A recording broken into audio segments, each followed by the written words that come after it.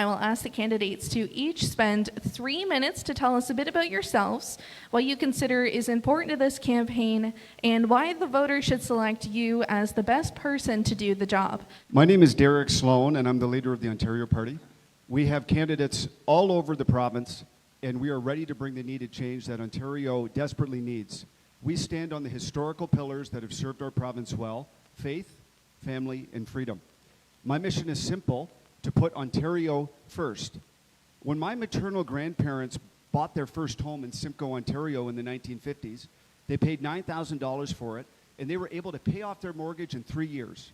They were only high school educated. My grandmother was an immigrant from Europe who only had a grade 8 education, and they were photographers. They weren't doctors or in some other rich profession.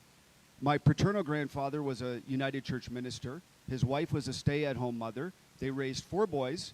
They had a house, 2 cars, a cottage, a boat, and their kids did sports and music lessons. And both grandparents had enough to retire gracefully and pass on something to their kids and their grandkids.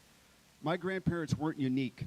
Almost anybody doing almost anything, if they worked hard, could buy a home and get ahead in Canada. Those days are long gone.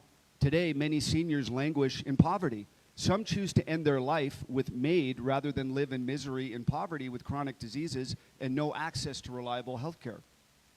Our small towns are littered with homelessness and drug abuse. Our young people are demoralized and adrift. Families and society are splintering, and people will line up in the snow overnight to have a chance at a new family doctor. Housing prices have doubled in the last 10 years, and so has our provincial debt. Whether Liberal, Progressive, Conservative, or any other party, the debt, housing, healthcare, and crime seem to get worse and worse. It's time for a change. There's been extreme mismanagement on every file, and I'll give you an example. The number of non-permanent residents in Canada has surged to 8% of our population. That's 3 million people. Student visas have increased by almost 500,000 in Ontario alone in the last decade or two, and a whole industry of scam strip mall colleges has arisen that have taken advantage of foreign students, and until recently, there were no limits on them at all. The Globe and Mail has done significant reporting on the network of scams and exploitation that have grown up around our education industry, including schools that don't even seem to operate at all. They reported that 50,000 foreign students are missing and aren't even attending classes. Up until recently, they were allowed to work full-time and were eligible for many provincial benefits. Paid for, of course, by you. The deputy chief economist at CIBC reported that Canada is undercounting their non-permanent residents by about 1 million people.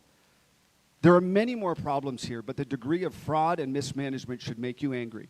If you want to take back our immigration system, our healthcare system, our education system, vote Derek Sloan on Election Day, and let's take back Ontario together.